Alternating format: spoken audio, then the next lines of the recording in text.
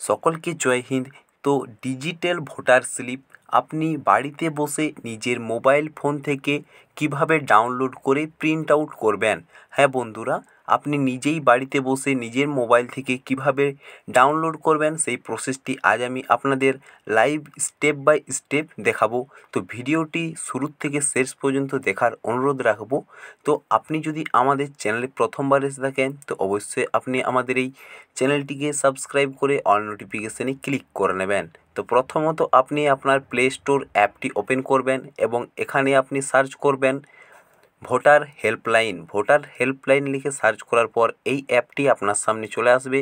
এই অ্যাপটি আপনি এখান থেকে ডাউনলোড করে ইনস্টল করে নেবেন। ইনস্টল করে ওপেন করার পর আপনার সামনে ঠিক এরকম একটি ইন্টারফেস ওপেন হয়ে আসবে।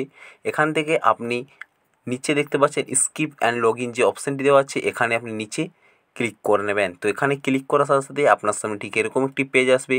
এখানে আপনি উপরে দেখতে পাচ্ছেন যে সার্চ অপশান দেওয়া আছে, সেই সার্চ অপশানে আপনি এখান থেকে ক্লিক করবেন। তো সার্চে ক্লিক করার সাথে সাথে আপনার সামনে ঠিক এরকম একটি পেজ আসবে।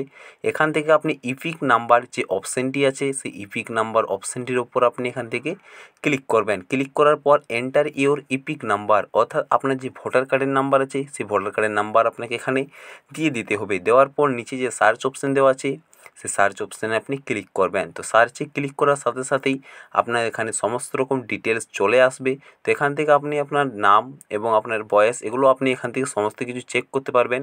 এবং এই সাইডে আপনার একটি ডাউনলোডের অপশান চলে আসবে, যেখান থেকে আপনি গ্যালারিতে আপনার স্লিপটি সেভ করতে পারবেন, অথবা আপনি যদি চান তো এটি এখান থেকে আপনি শেয়ারও করতে পারেন। দেখতে পাচ্ছেন এই সাইডে শেয়ার অপশান দেওয়া আছে, এখান থেকেও আপনি শেয়ার করেও আপনার স্লিপটি আপনি প্রিন্ট আউট করিয়ে নিতে পারবেন।